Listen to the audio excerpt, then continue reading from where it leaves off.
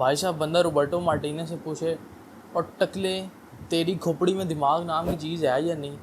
भाई साहब ये क्या स्कूल लेवल पे पहले मैनेजमेंट करता है या कॉलेज लेवल पे आगे भाई साहब के पास एक तमगा है कि वो बेल्जियम की प्राइम बेल्जियम के स्क्वाड को ख़राब कर गया। अब पोर्चुगल में भी आके ये काम करने शुरू कर दिए।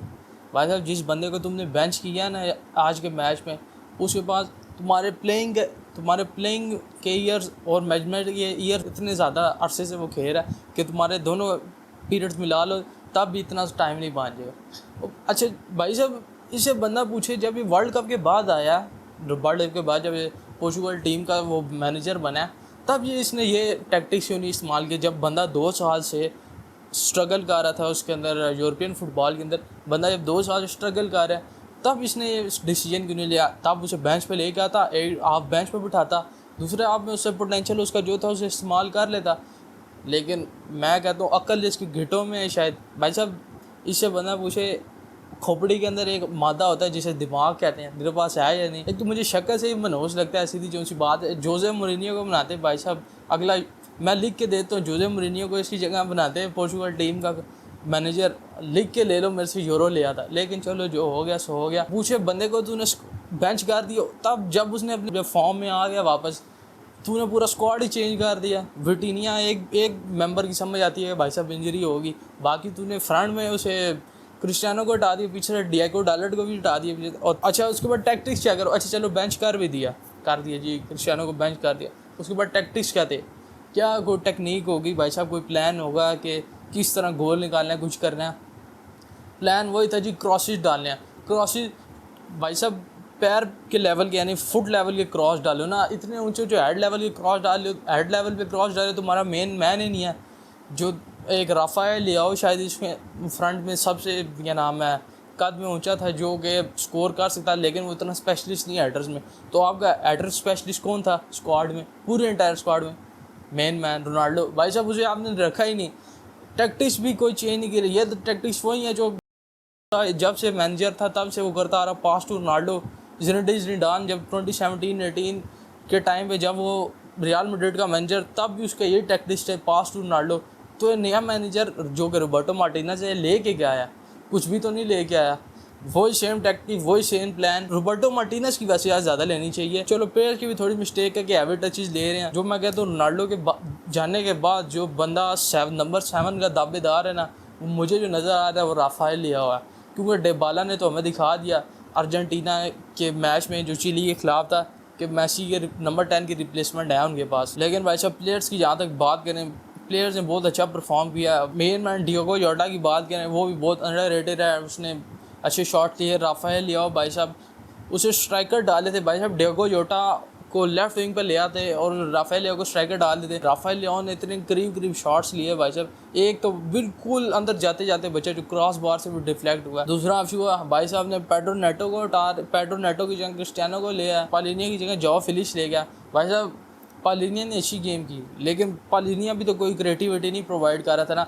तो जॉ फिलिक्स को CAM खिलाते, वो खेलता तो है चेल्सी में भी खेलता है CAM, और उसमें एटलेटिको में भी उसने कई दफ़ा खेला है एज ए स्ट्राइकर भी। CAM उसे खिला देते, वो कम अज़ कम जॉ फिलिक्स स्पेस तो लेके आता ना गेम में। पहले हाफ में भाई साहब इनके प्लेयर तो क्या करते, अगर लेफ्ट पे अटैक कर रहे हैं ना लेफ्ट साइड से, तो लेफ्ट पे सारा झुंड चिपक गया, यानी झुंड बना गए। जिसने वो क्या कह रहे हैं मैड्रिड के प्लेयर्स कह रहे थे कि लेफ्ट साइड पे सारे चिपक रहे थे। अगर राइट साइड से अटैक हो रहा तो सारे प्लेयर राइट साइड पर चिपक रहे थे। दूसरा हाफ शुरू हुआ, पेड्रो नेटो को हटाया और उसको रोनाल्डो को ले गया। एक और प्लेयर पालिनिया को हटाया, उसकी जगह ले गया जॉ फिलिक्स। और उसके बाद भाई साहब सारे अटैकिंग प्लेयर्स उतार दिए सारे।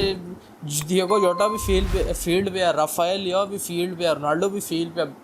उसके बाद आपका ब्रूनो फर्नांडिस भी फील्ड पे है, सारे यानी अटैक। और उससे क्या वाकई ये स्कूल लेवल की कोचिंग करता रहा पहले। वही बात फिर आ गई कि इसने क्या सोच के भाई साहब रोनाल्डो को रिप्लेस किया। भाई साहब अभी तक उसके रिप्लेसमेंट इनके पास कोई नहीं है, क्या सोच के रिप्लेस किया भाई साहब। अगर मैं आपको रियल मैड्रिड की छोड़ो, इसकी बायरन म्यूनिख की एग्जांपल देता हूँ। बायरन म्यूनिख वाले थॉमस मुलर को सेकंड हाफ में लेके आते ताकि उसका बेस्ट इस्तेमाल कर सकें। पिछले 1.5 साल में ये कर सकता था रोनाल्डो को इस तरह कि वो स्ट्रगल कर रहा है भाई साहब, उसे बेंच करके सेकंड हाफ में ले। चलो सेकंड हाफ में नहीं, को 30 मिनट्स बाद लिया है ताकि कोई अगर ज़्यादा लीड है तो अपनी वो खोई हुई फॉर्म वापस ले आया इंटरनेशनल फुटबॉल में, क्यों क्लब लेवल पे तो परफॉर्म कर रहा था, लेकिन खोता दिमाग भाई साहब, घिटों में अकल, क्या गए बंदा। इतने अहम फिक्चर में जो आपका ग्रुप का सेकंड फिक्चर है, उसी के अंदर भाई साहब ने सारी चेंजेस कर दी, सारी चेंजेस उसने कर दी स्कॉटलैंड के खिलाफ। पता है अहम फिक्चर है वो स्कॉटलैंड ने क्या किया, पहले आगे लीड ले ली, दूसरे हाफ में ब्रूनो फर्नांडिस ने गोल किया, राफेल लियाओ का असिस्ट था, अच्छा बहुत ब्यूटी स्कोर की। उसके बाद फिर नूनो मेंडेस का क्रॉस और रोनाल्डो का गोल, वो डिएगो जोटा से वो ज़रा डिफ्लेक्ट हुआ कीपर पीछे, भाई साहब गोल हो गया। और 901 भाई साहब नज़र आ गया कि उसकी कोई रिप्लेसमेंट नहीं है, वो दोबारा भाई साहब वो अपने सेकंड प्राइम कह लो दोबारा वापस आ गया इंटरनेशनल फुटबॉल में। और अब उसे रिप्लेस कोई कर सकता है, नहीं कर सकता कोई, क्या नाम है, रिप्लेसमेंट इस टाइम पे तो नज़र नहीं आ रही उसकी। जिस फॉर्म में वो दोबारा वापस आ चुका है, जिस तरह की गेम खेल रहा है, जिस तरह की वो रन्स निकाल रहा है, तो he is back and not going to stop, not showing any sign to stop, continue to no show एक और बस 99 मोर एंड 1000 का माइलस्टोन पूरा।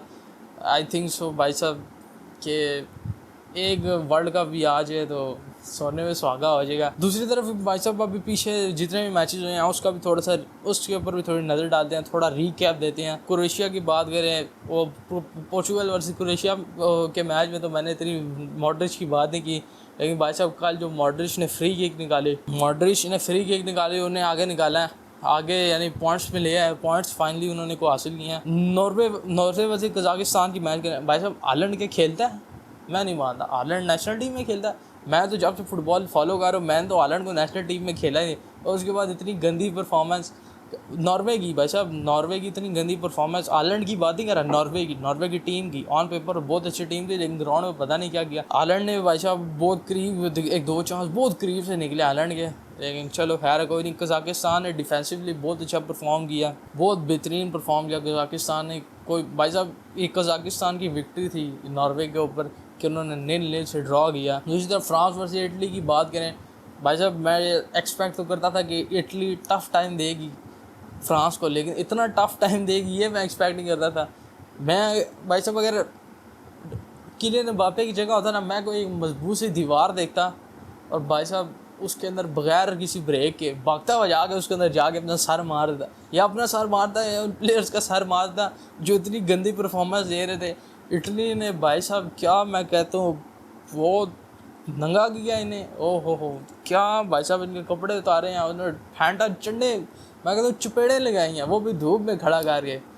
भाई साहब ये फ्रांस की टीम भाई साहब जो क्या करेगी। और दूसरी तरफ जैक ग्रिलिश, इंग्लैंड की बात करें, जैक ग्रिलिश ने सेलिब्रेट कर दिया आयरलैंड के ख़िलाफ़, और जो भाई साहब आयरलैंड के फैंस ने उसे गालियाँ निकाली हैं, जैक ग्रिलिश ने तो जाके उसे जाके उनके ऐसे कानों के ऊपर वो रखा है उन्होंने, उसे गालियाँ निकाली हैं जिसकी को आदत नहीं है। बाकी बस आज की इस वाली वीडियो में इतना ही। वीडियो पसंद आई है तो वीडियो को लाइक कर देना, चैनल को सब्सक्राइब करके बेल आइकन को दबा देना, और मैं आपसे मिलूंगा नेक्स्ट वीडियो में। Till then take care everybody and bye bye.